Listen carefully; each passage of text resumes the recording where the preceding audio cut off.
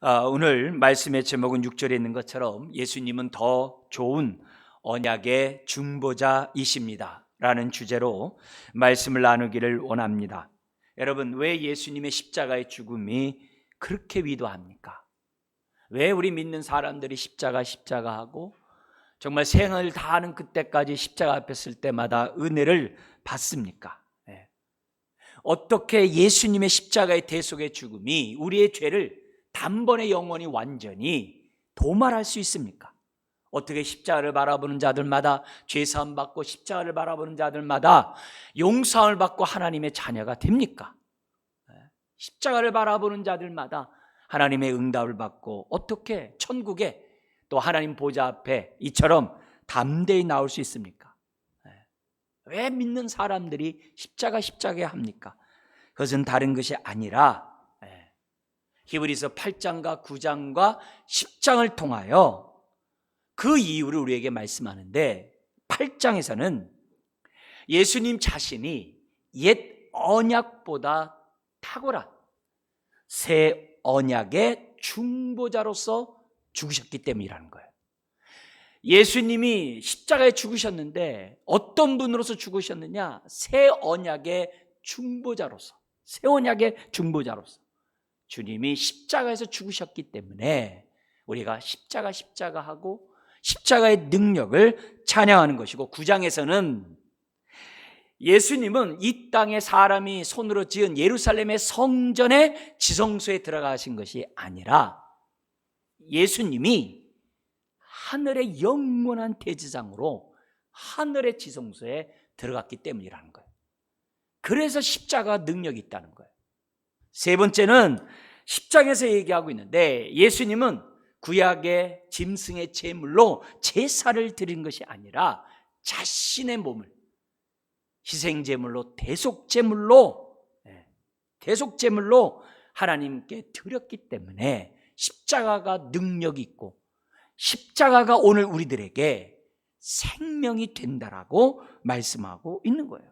그러니까 우리가 십자가의 사건을 생각할 때마다 십자가의 그 의미가 무엇인지를, 십자가의 그 능력이 왜 있는지를 저와 여러분들이 아셔야만 한다는 거죠. 무엇보다도 십자가는 하나님의 은혜와 사랑을 우리에게 보여준 사건이거든요. 구원받을 수 없는 사람들이 구원을 받게 하는 그 하나님의 그 은혜와 그 사랑이 넘쳐나게 하는 것이 바로 십자가거든요. 왜 많은 종교 가운데 우리가 왜 기독교를 믿고 있습니까? 신흥 종교나 이단들은 그거는 하나님이 계시다는 게 성립이 안 되죠. 왜요? 구원 베풀기 원하시는 하나님이 옛날에는 안 나타나셨다 지금 나타나는 게 말이 됩니까? 그걸 한쪽 부족이 믿는 그 종교가 그게 하나님의 사랑이겠습니까? 그게 아니죠. 다른 종교와 달리 기독교를 우리가 믿는 이유는 다른 게 아니거든요. 내가 깨달음을 통해서 구원받는 것도 아니요, 내가 노력해서 구원받는 것도 아니요, 내가 득도하고 내가 선행을 통해서 구원을 받는 것이 아니라 하나님의 은혜로 믿는 자들에게 은혜로 베푸는 종교이기에 우리가 기독교를 믿는 거죠. 그것도 십자가의 종교를 저와 여러분들이 믿는 거죠. 기독교는 모든 자에게 구원이 열려 있다는 거예요. 어떤 득도하고 깨닫고 선행을 하고 탁월한 자들이 구원받는 것이 아니라 모든 자들에게 열려 있다는 거예요. 그게 은혜예요. 누구에게? 믿음으로 받아들이는 자들에게는 어느 한 사람도 예외 없이 구원을 베푸시는 것이 기독교고 은혜의 종교이기에 오늘 우리들이 믿는 거죠.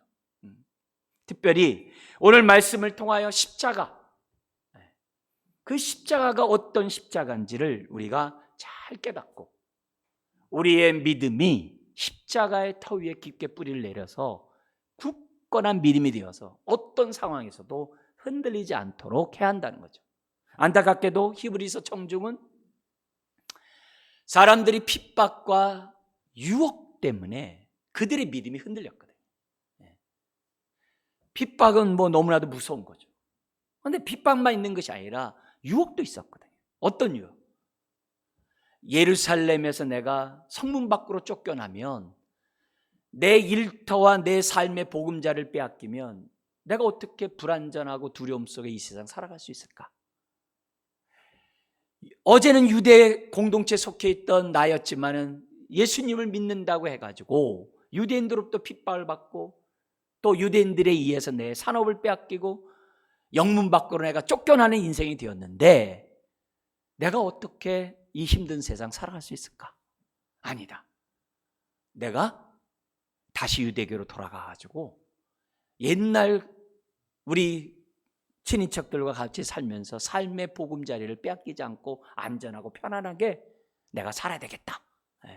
그리고 죄사함에 대한 이 문제도 그 당시 대속죄일 날마다 1년에 한 번 드리는 대속죄일마다 대제사장이 지성소만 갔다 오면 막 백성들이 죄사함 받았다고 기뻐한다고 하는데, 나는 벌써 오래전에 예수를 믿고 정말 십수년 내가 신앙생활을 하더라도 왠지 모르게 이 마음의 죄와 죄책감의 문제가 해결되고 있지 않으니까 내가 다시 짐승의 제사를 드리는 것이 좋겠다 해가지고 사람들이 유대교로 돌아가고 있는 상황이거든요. 근데 거기에 대해서 말하는 거예요. 아니다. 당신네들이 예수님이 누군지 잘 모르기 때문에 그렇다. 뿐만 아니라 그분이 십자가에서 죽으심으로 새 언약을 체결하신 그 하나님의 뜻을 모르기 때문에, 십자가의 의미를 모르기 때문에 당신네들이 핍박과 유혹을 받는 그런 상황에서 여러분들이 지금 넘어지고 있는 거다. 그래서는 안 된다. 이거는 오늘 우리들의 마찬가지예요. 흔들리는 이 세상 가운데 저와 여러분들이 살아가고 있어요. 얼마나 불안하고 두려운 요소들이 우리들의 삶에 많은지 몰라요. 내일 일을 예측할 수가 없어요. 앞으로 어떻게 내 삶의 안정과 정말 이렇게 편안한 그런 삶을 산다는 그런 보장이 없어서 불안하고 두려워요. 내 영혼이 불안하고 두려움 가운데 있는 이 세상에, 이럴 때마다 흔들릴 것이 아니라 십자가의 복음을 우리들이 제대로 깨닫기만 한다면 우리는 굳건히 서서 하나님의 은혜와 평강 가운데 이 세상 살아갈 수 있다는 것이 히브리서고 오늘 우리들에게 말씀하고 있는 겁니다. 그래서 특별히 예수님의 십자가의 의미를 깨닫도록 하기 위해서 구약과 옛 언약과 지금 비교하고 있는 거예요. 예수님이 십자가에 죽으신 것이 새 언약을 체결하신 사건이라고 예수님 말씀하셨잖아요. 그래서 이 새 언약, 새로운 백성, 그래서 구약과 신약 그러잖아요. 이 새 언약, 그것을 이룬 이 십자가의 사건을 설명하기 위해서 구약과 비교하면서 지금 히브리서는 우리들에게 말씀하고 있어요. 자, 그런 가운데 오늘 우리가 이 십자가가 이렇게 능력 있고 생명 있고 우리에게 위대한 그 이유를 오늘 본문에서 우리 8장을 통해서 우리가 살펴볼 것인데, 먼저 첫 번째 우리가 봐야 될 것은 6절입니다. 한번 우리 다 같이 읽겠습니다. 그러나 이제 그는 더 아름다운 직분을 얻으셨으니 그는 더 좋은 약속으로 세우신 더 좋은 언약의 중보자시라. 예수님에 대해서 두 가지로 설명하고 있어요. 여러분, 예수님이 어떤 분이신지 알면 십자가의 그 의미가 달라지는 거예요. 예수님이 어떤 분이신지 알면 십자가의 죽음이 남다른 거예요. 여러분, 예수님이 어떤 분이시느냐? 첫 번째는 뭐냐면 더 아름다운 직분을 얻으신 분이라고 설명을 해요. 더 아름다운 직분. 이 더 아름다운 직분이라는 이 말은 1장 1절부터 8장 5절까지에 나와 있는 내용의 결론이에요. 예수님을 설명하면서 예수님이 어떤 분이냐? 그분은 더 아름다운 직분을 가지신 분이라는 거예요. 더 아름다운 직분. 왜 이런 얘기를 하냐면은 그 당시 사람들은 유대인이에요. 그리고 유대인들은 유대교에 대해서 좋은 이미지를 갖고 있어요. 그래서 어떤 사람도 유대로 돌아가고 있는 상황이에요. 그래서 유대교를 갖다 비판하고 유대교는 쓸데없다 이렇게 얘기하는 사람이 마음을 닫아버리거든요. 그게 아니라 유대교 좋은 거라는 거예요.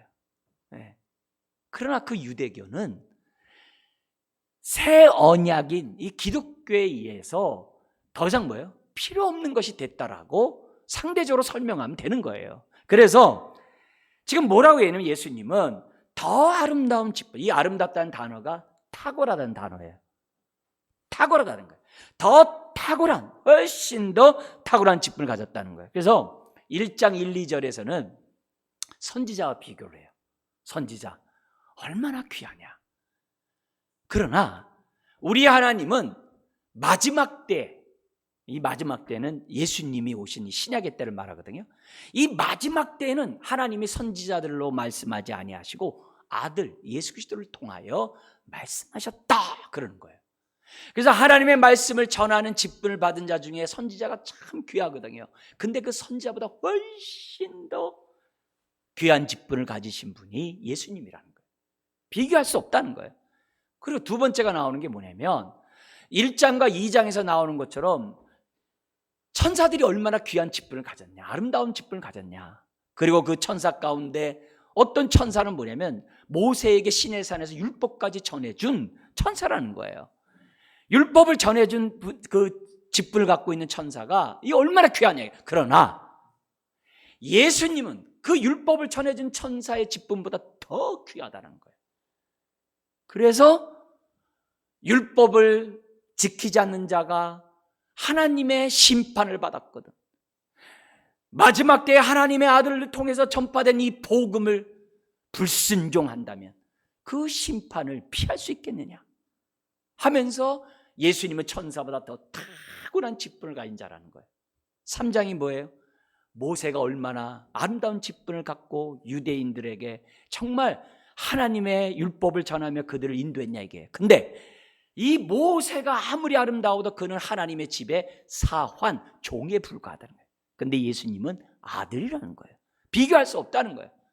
4장에 가서는 여호수아 이스라엘 백성을 가나안 땅으로 인도한 게 얼마나 귀한 직분을 받았냐 이게요. 그런데 그 가나안 땅은 천국의 모형일 뿐이고 참된 안식이 아니라는 거예요. 예수님은 우리를 가나안 땅에 인도한 분이 아니라 하늘의 나라에 영원한 안식에 들어가게 하신 분이니 여호수아와 비교할 수 없다는 거예요. 그게 4장이에요. 그리고 나서 4장 14절부터 8장 5절까지가 뭐냐?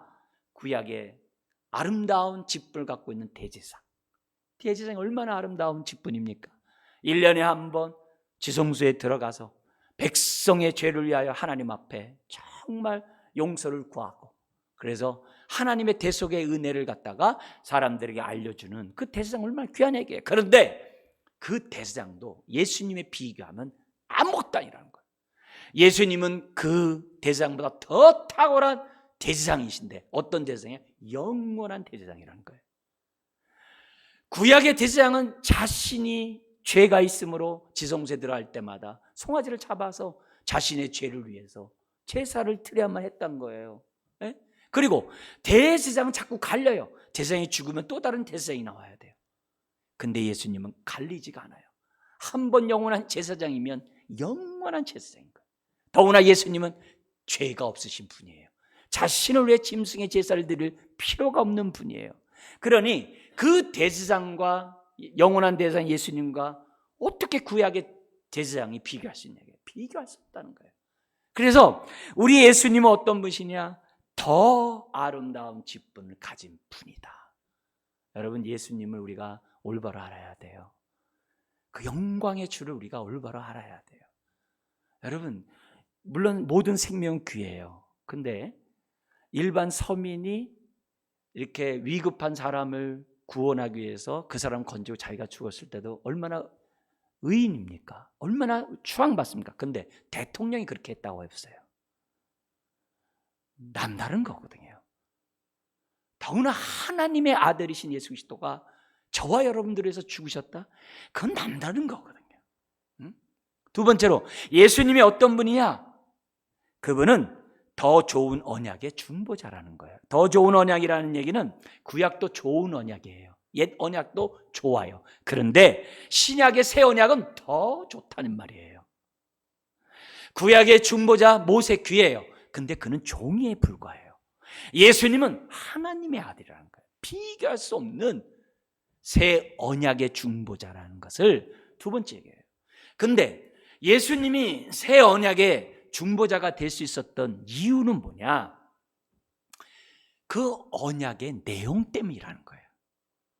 옛 언약의 내용과 새 언약의 내용이 다르다는 거예요. 어떻게 다르냐? 그게 이제 8절부터 12절이에요. 8절 12절이에요. 중요한 거는 예수님이 더 좋은 언약, 새 언약의 중보자라는 거예요. 이 새 언약의 이 중보자는 단번에 십자가에서 죽으심으로 단번에 우리의 죄를 도말하는데 영원히 완전히 우리의 죄 문제를 해결하신다는 거예요.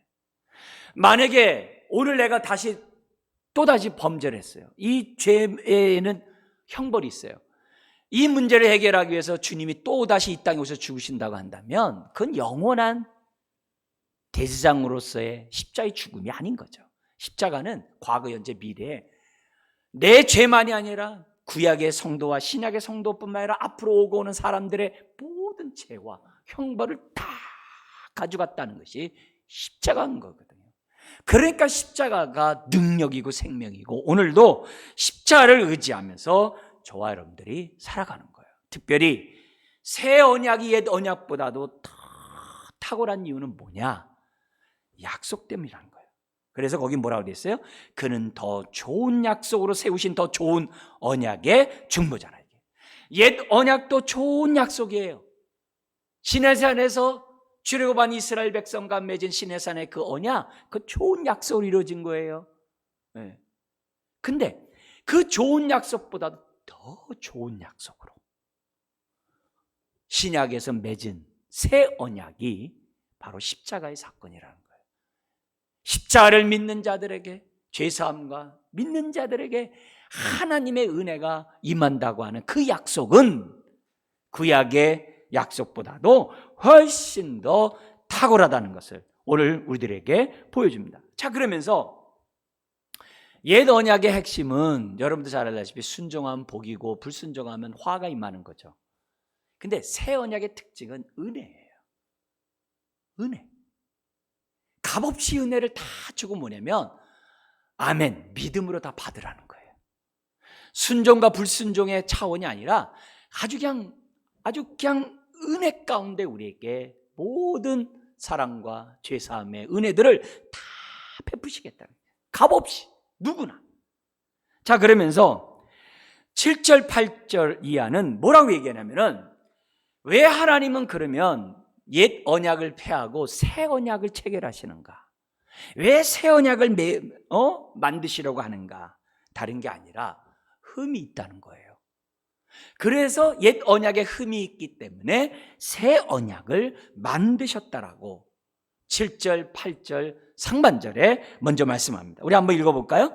저 첫 언약이 무흠하였더라면 둘째 것을 요구할 일이 없었으려니와 그들의 잘못을 지적하여 말씀하시되 하면서 9절까지 쭉 나오는 거예요.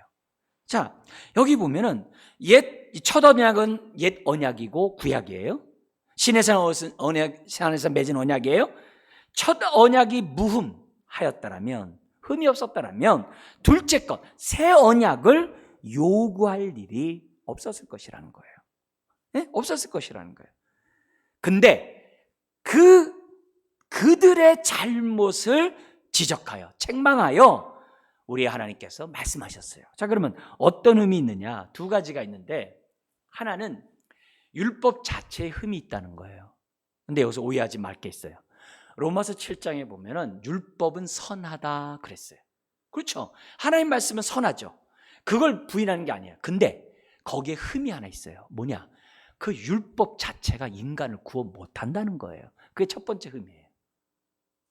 이게 아쉬운 거예요. 아쉬운 거예요. 이게 죄입니다.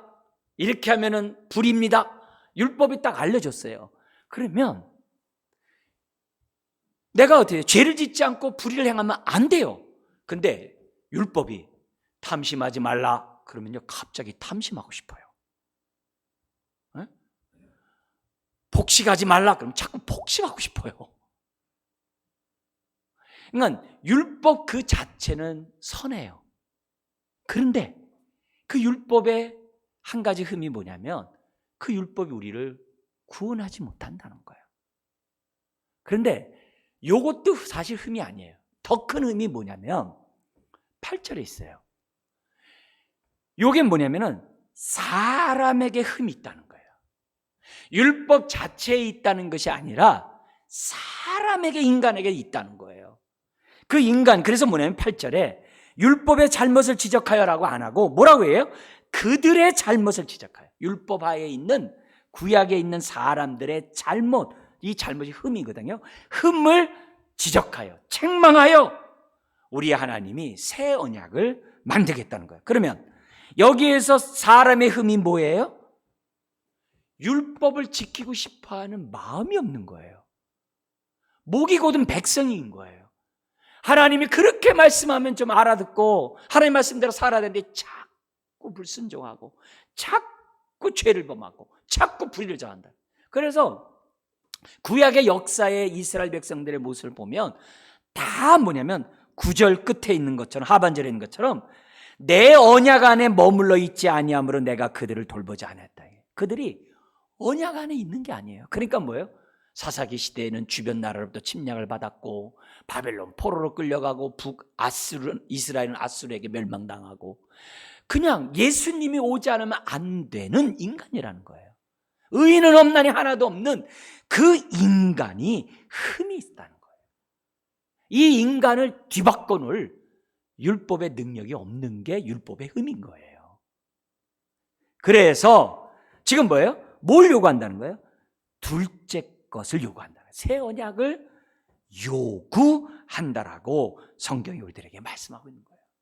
자, 그런데 여기 보면은 이렇게 새 언약이 필요한 이유는 오늘 본문에서는 인간이 잘못이라는 거죠.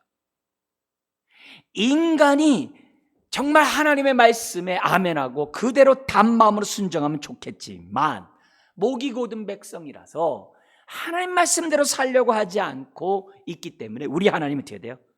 안 되겠다. 새 언약을 내가 맺으리라고 지금 8절 이하에 설명하고 있어요. 자, 근데 이 8절에서 12절에 나와 있는 말씀이 뭐냐? 예레미야 31장 31절에 34절 구약의 예레미야 선지자를 통해 말씀하신 내용을 인용해 놓은 거예요. 근데 왜 이렇게 인용하고 있느냐? 이렇게 새 언약을 체결하시는 분은 갑자기 예수님이 체결한 게 아니라는 거예요. 새 언약을 체결하신 것은 밑도 끝도 없이 가만히 있다가 갑자기 예수님 오셔서 내가 새 언약 체결하겠다, 그게 아니라는 거예요. 이 새 언약을 체결하시겠다는 것은 성부 하나님이라는 거예요. 그것도 이미 오래전서부터 체결하시겠다는 거예요. 지금 예레미야만 보고 있습니다만 이미 창세기 3장 15절에서부터 여인의 후손이 뱀의 머리를 짓밟으리라 하는 그 예언에서부터 시작해가지고 창세에서부터 말라기까지 하나님의 메시아가 이 땅에 오시겠다는 예언이 있었거든요. 이미 있었거든요. 그 가운데 한 선지자, 이사야 선지자 얘기도 아니고 에스겔도 똑같이 메시아가 오겠다는 얘기했어요. 메시아가 와서 새 언약을 체결하겠다는 그 약속의 말씀이 있었어요. 많은 말씀 가운데 예레미야를 딱 뽑은 거예요. 예레미야를 뽑으면서 새 언약을 체결하신 것은 이미 성부 하나님부터 말씀하신 바다. 그 얘기를 강조하고 있는 거예요. 왜 강조하게 했어요? 유대인들에게 있어서 구약은 하나님의 말씀이고 유대인들에게 있어서 예레미야는 참선지자인 걸 다 알고 있거든요. 그래서 그 말씀을 인용함으로 유대인들의 마음을 지금 어떻게 돼요? 잠재우고 있는 거예요. 그래서 다시 유대교로 돌아가지 말라는 거예요. 새 언약을 체결한 그 이유는 하나님이 말씀하셨고 하나님이 체결한 것이라고 지금 뭐냐면 말씀하고 있는 거예요. 자, 그래서 8절, 9절, 10절에서 반복적으로 등장하는 단어가 있어요. 그게 뭐냐? 8절에 보면은 주께서 이르시되, 이 주는 뭐예요? 여호와 하나님께서 이르시되. 그리고 9절에서도 또 주께서 이르시기를, 10절에서도 또 주께서 이르시되. 이 세 번씩이나 예레미야가 말하거든요. 예레미야가 말한 얘기를 그대로 기록함으로써 무슨 얘기하는 거예요? 계속 강조하는 거예요. 새 언약은 성부 하나님이 말씀하신 거다. 새 언약을 체결하기 위하여 예수님이 그래서 이 땅에 오신 거야. 그 얘기를 지금 강조하기 위해서 주께서 이르시기를, 주께서 이르시기를, 주께서 이르시기를 말하고 있는 거예요. 자, 그러면서 무슨 얘기하냐면 이렇게 얘기해요. 주께서 이르시기를 볼지어다 날이 이르리니, 이 날은 뭐냐면 메시아의 날이 이르리니, 이 단어예요. 메시아의 날이 이르리니 내가 이스라엘 집과 유다 집과 더불어 새 언약을 맺으리라. 그 당시에는 뭐냐, 아수르는 이미 멸망했어요. 유다는 바벨론 포로로 끌려가기 직전이에요. 이 얘기는 뭐예요? 새 언약을 맺으리라는 얘기는 다시 내가 이 백성들을 회복하리라는 그 말이거든요. 근데 뭘 통해 회복하느냐? 새 언약을 통해서 회복하시겠다. 메시아를 통하여 내가 회복하겠다라고 하는 그 메시지예요. 그래서 여기서 우리 하나님이 지금 뭐냐면 멸망한 이스라엘 백성, 멸망해 바벨론 포로로 끌려가는 유다 백성과 더불어 뭘 맺겠다고요? 새 언약을 맺으리라. 요 맺으리라는 이 단어 자체가 우리가 흔히 맞는 여기 성경에 나오는 맺으리라는 단어가 아니에요. 요 단어는 다른 단어예요. 어떤 단어냐면은 하나님의 약속을 이행하리라. 하나님의 메시아를 이 땅에 보내주시겠다는 그 약속을 성취하리라는 단어예요. 그러니까 메시아가 이 땅에 오신 목적이 뭐라고요? 새 언약을 체결하려고. 예수님이 십자가는 어떻게 죽으신 거예요? 새 언약의 중보자로서 죽으셨다는 거예요. 이게 중요한 거예요. 이게 중요해요. 그러니까 오늘 지금 요 에레미야를 통해서 첫 번째 우리 8절에서 선포한 이 말씀하신 것이 뭐냐면 새 언약을 선포하신 분은 하나님이시라는 거예요. 구약에서부터 창세기부터 계속 오심하셨던 그 메시아가 바로 뭐예요? 예수 그리스도라는 것을 지금 가르치기 위해서 이 예언의 말씀을 우리에게 보여주는 거예요. 자, 그러면서 9절에 갱신을 해요. 언약 갱신. 어떻게 갱신하냐면 9절에 여러분 거기 중간에 보면은 이런 말씀이 있어요. 그들과 맺은 언약과 같지 아니하도다. 근데 그들과 맺은 언약이 뭐냐? 거기 앞에 나오죠. 거기 뭐라고 되냐면 이렇게 됐어요. 전반부까지 읽어드릴게요. 9절에 또 주께서 이르시기를 이 언약은 내가 그들의 열조의 손에 잡고 애굽 땅에서 인도하여 내던 날에 그들과 맺은 시내산 언약과 같지 아니하도다. 새 언약은 구약의 옛 언약과 같지 않다는 거예요. 그래서 언약 갱신이라고 그래요. 같지 않도다. 네. 네. 새 언약은 옛 언약과 같지 않다. 같지 않다는 거예요. 너무 중요해요. 그러면서 뭐라 하냐면은 왜 갱신해야 되느냐? 그 이유가 바로 9절 하반절에 있는 거예요. 사람이 흠이라고 그랬잖아요. 사람이 잘못이라고 했잖아요. 그죠? 그 8절 상반절에 그 얘기를 지금 강조하는 거예요. 그들은 내 언약 안에 머물러 있지 아니하므로, 즉 언약의 말씀에 순종하지 않고 불순종함으로 내가 그들을 돌보지 아니하였노라. 언약의 축복을 누리지 못하게 하셨다는 거예요. 그러니까 바벨론 포로로 끌려가고 이 민족의 침략을 받으면서 고통 가운데 살게 됐다는 거예요. 그래서 언약 갱신을 하지 않을 수가 없다는 거예요. 새 언약을 체결하지 않을 수가 없다는 것이 지금 9절에서 우리들에게 보여져요. 이걸 다른 말로 언약 갱신 그래요. 자, 그러면 10절에서 우리에게 또 말씀을 해요. 뭘 말하냐면 그러면 새 언약은 옛 언약과 그럼 뭐가 다른데요? 그러니까 방식이 다르대요. 네, 방식이 다르대요. 옛 언약과 새 언약의 방식이 다르대요. 그럼 어떻게 다를까요? 우리 10절 한번 읽어볼까요? 또 주께서 이르시되 그날 후에 내가 이스라엘 집과 맺은 언약은 이것이니 내 법을 그들의 생각에 두고 내 마음에 그들의 마음에 이것을 기록하리라. 나는 그들에게 하나님이 되고 그들은 내게 백성이 되리라. 새 언약과 옛 언약 맺는 방식이 다른데 옛 언약은 뭐냐면 돌비에다가 십계명을 기록했어요. 그죠? 돌비에다가 하나님이 돌비에다 기록하게 하셨어요. 근데 신약은 어디다가 하나님 말씀을 기록한다고요? 생각과 마음에, 다시 말하면 신비의 말씀을 기록하겠다는 거예요. 왜요? 하나님 말씀을 자원함으로 순종하고 기쁨으로 순종하면서 살아가는 새 언약 백성이 되도록 하기 위해서 말씀을 돌비에 새기지 않고 어디다 새긴다는 거예요? 생각과 마음에 말씀을 새겨 넣겠다. 그래서 옛 언약과 새 언약 방식이 지금 뭐예요? 다르다. 이렇게 얘기하는 거예요. 그래서 뭐라고 그러냐면은 10절 이렇게 보세요. 그날 후에, 이게 뭐예요? 8절과 연관해서 메시아가 온 후에, 이 말이에요. 메시아가 온 후에 내가 맺은 언약은 이것인데 내 법을 그들의 생각에 두고 그들의 마음에 하나님의 말씀을 기록하겠다는 것이 지금 뭐예요? 새 언약에 맺는 방법이라고 기록하고 있어요. 그것도 또 달라요. 구약에서는 이스라엘 공동체가 맺었어요.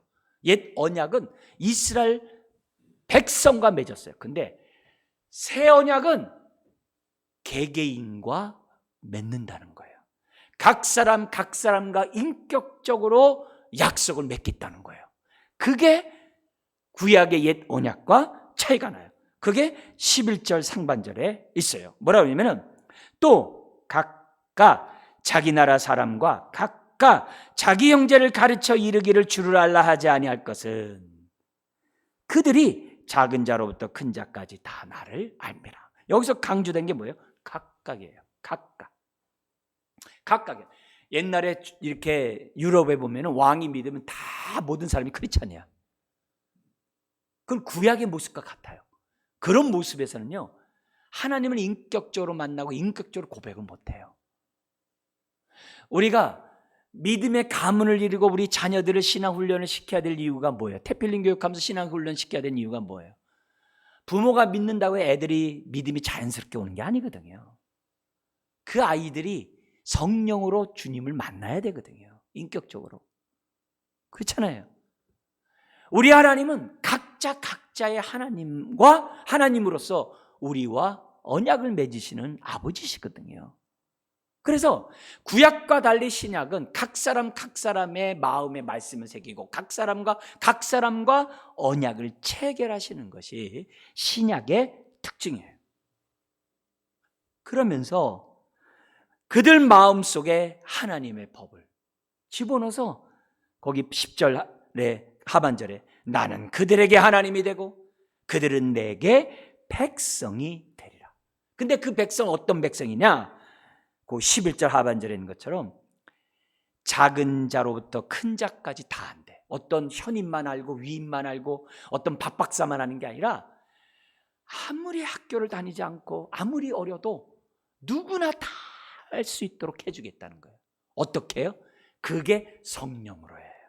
하나님의 영으로 다 알게 해주겠다는 거예요. 그래서 여기 11절에 자기 형제를 가르쳐 이르기를 주를 알라 하지 아니할 것은 그들이 작은 자로부터 큰 자까지 다 나를 알미라 했을 때 이 알라, 알미란 단어가 달라요.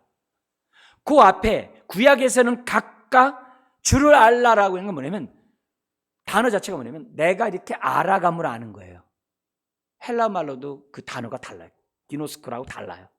내가 이렇게 경험함을 아는 거예요. 근데 뒤에서 알면 뭐냐면 성령으로 직관적으로 아는 알미예요. 그래서 놀랍게도 십자가를 통해서 하나님의 사랑을 딱 받으면 머리로 하나님을 아는 것과 달리 십자가를 통해 하나님을 딱 알면요, 그거는 인격적으로 아는 거예요.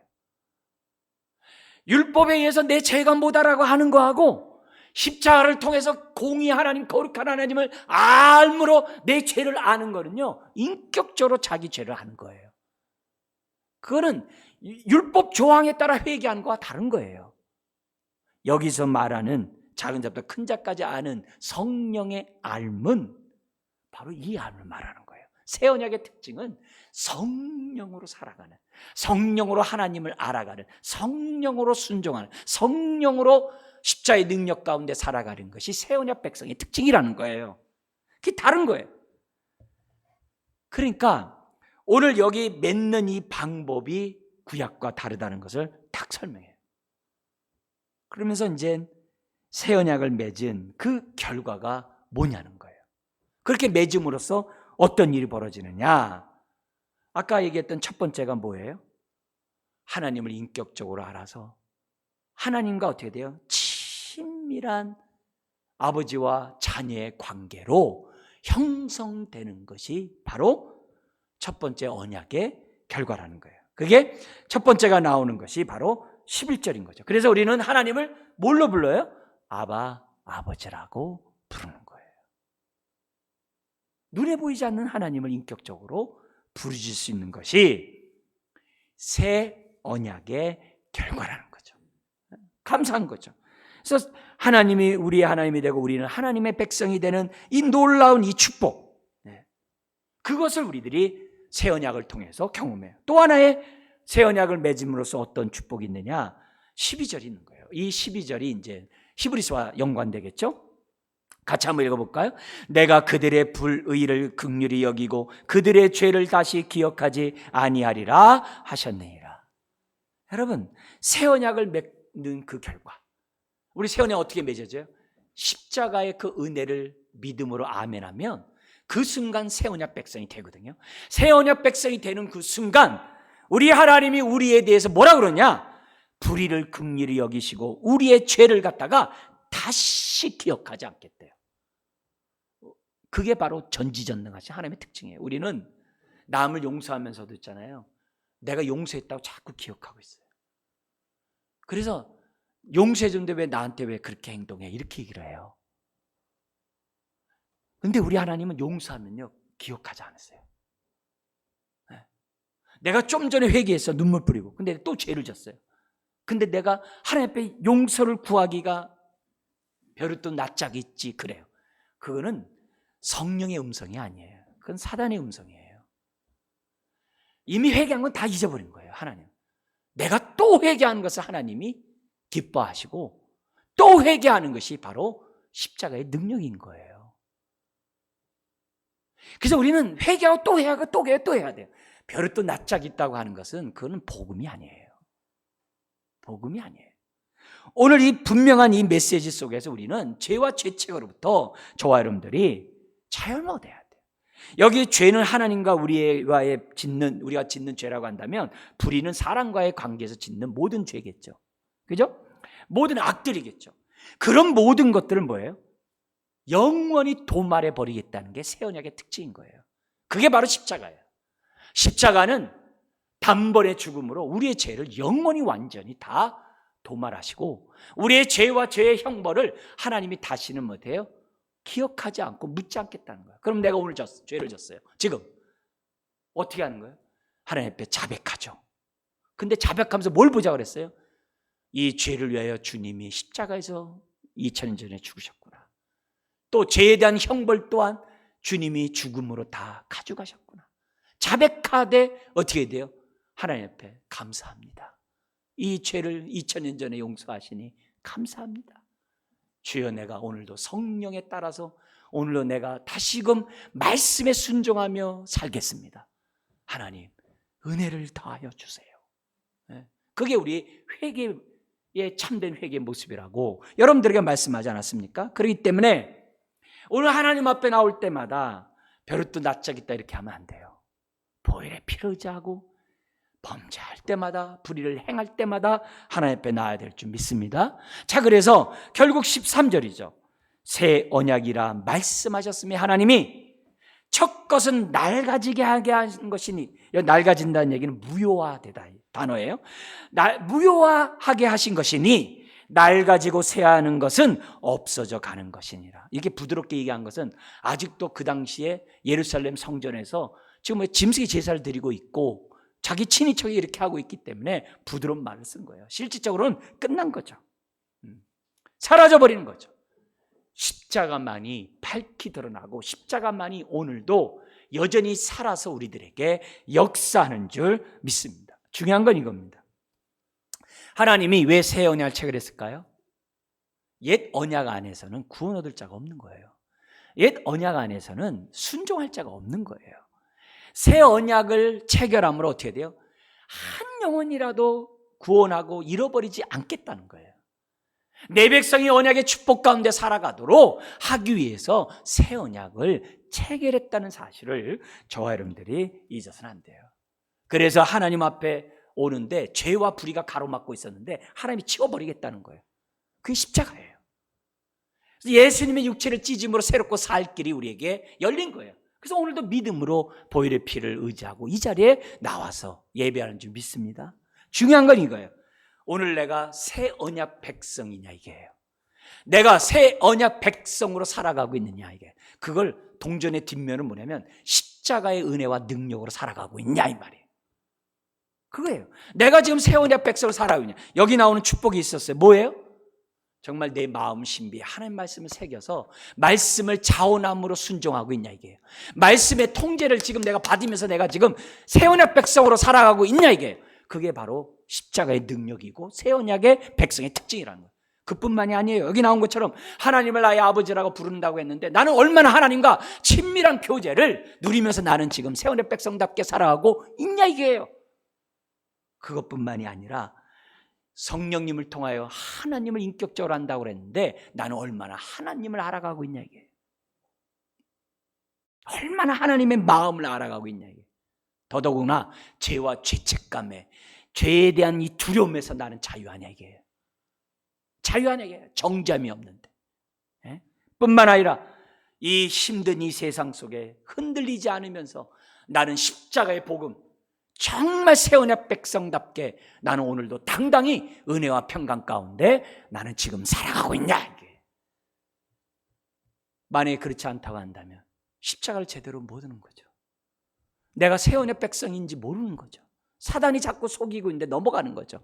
그 당시 이 히브리서 청중처럼 다시 유대교로 가는 거죠. 아니라 이게 오늘 내가 새 언약 백성이고 그 새 언약 백성이 되도록 십자가의 은혜와 사랑이 있다는 사실을 저와 여러분들 잊어서는 안 돼요. 그러니까 결국 8장 1절 우리가 읽고 마치겠습니다. 지금 우리가 하는 말의 요점은 이러한 대제사장이 우리에게 있다는 것이라. 그는 하늘에서 지극히 크신 이의 보좌 우편에 앉으셨으니. 보좌 우편에 앉았다는 얘기는 뭐예요? 예수님이 새 언약 체결을 끝냈다 이거예요. 예수님의 십자가로 이제는 더 이상 짐승의 제사고 뭐고 다 필요 없다 이게요. 예수님이 자신이 제물이 되므로 모든 죄를 위한 것은 다 끝났다 이 말이에요. 예수님이 앉았다는 얘기는 하나님의 뜻을 성취하지 만족시켰다 이 말이에요. 그러나 이 땅에 예루살렘의 성전이 여전히 짐승의 피를 잡죠. 그건 무의미하다 이게. 우리 주님은 영원한 대제사장으로 제사를 끝내고 딱 앉아 계신 거예요. 네. 그분을 우리들이 찬양해야 돼요. 중요한 건 그분이 뭐라고요? 우리에게 있다는 것이라. 할렐루야죠. 우리에게 있다는 것이라. 그래서 오늘도 우리가 어떻게 해야 돼요? 보혈의 피를 의지하고 주의 보좌 앞에 나왔어요. 왜요? 보좌 우편에 우리의 중보자이신 우리의 대제사장이신 예수님이 우리를 변론하실 거거든요. 네? 그 죄 대신 내가 형벌을 당했지 않았습니까? 성부 하나님이 그래 맞지 내가 너를 용서하노라. 네. 매 순간. 그러므로 오늘도 우리들이 우리에게 대제사장 영원한 대제사장이 하늘 보좌 우편에 앉아있다는 이거. 근데 그분이 가만히 계세요? 아니죠. 우리를 위해 7장 25절에는 기도해 주신대. 그분이 우리를 위해서 뭐예요? 끊임없이 기도해 주시고 끊임없이 성령을 보내주시고 끊임없이 우리를 인도해 주시는 그런 놀라운 역사를 하고 계시다는 거예요. 사랑하는 성도 여러분, 오늘 우리들이 내가 믿는 예수님이 누군지 아셔야 되죠. 그리고 그분이 십자가에 죽으신 사건이 새 언약을 체결하기 위한 죽음이라는 사실을 우리들이 확실히 알아서 어떤 상황에서도 흔들릴 것이 아니라 십자가만을 든든히 붙잡고 살아가는 저와 여러분들이 되어야 될 줄 믿습니다. 흔들리는 세상, 힘든 이 세상, 주여 우리가 그때마다 십자가를 든든히 붙잡고 은혜와 평강 가운데 사셔야지 다른 것을 의지하고 다른 것을 붙잡으면 안 돼요. 힘들 때마다 십자가 앞에 나가셔야 돼요. 괴로울 때마다 십자가 앞에 나가셔야 돼요. 불안할 때마다, 두려울 때마다 십자가를 붙잡고 저와 함께 사셔야 되는 거예요. 그럴 때마다 우리와 함께 하시는 그 놀라운 대제사장의 그 축복을 저와 여러분들이 받아 누리면서 영광 가운데 이 땅에 살아갈 줄 믿습니다. 기도하겠습니다. 하나님 아버지, 주여 우리가 이 힘든 세상 살아가면서도 소망이 되고 위로가 되고 기쁨이 되는 것은 우리에게 영원한 대제사장이 우리와 함께 있다는 사실인 것을 믿습니다. 십자가를 볼 때마다 감사하지 않을 수 없고 또 감사하지 않을 수 없음을 고백합니다. 주여 힘들고 어려울 때마다 넘어지지 않게 하시고 낙심하지 않게 해주시고 오히려 아버지 하나님께 산소망을 두면서 아버지 믿음으로 이겨나가는 주의 자녀들 되게 하여 주옵소서. 새 언약을 체결하신 하나님을 찬양합니다. 예수님의 이름으로 기도드리옵나이다. 아멘.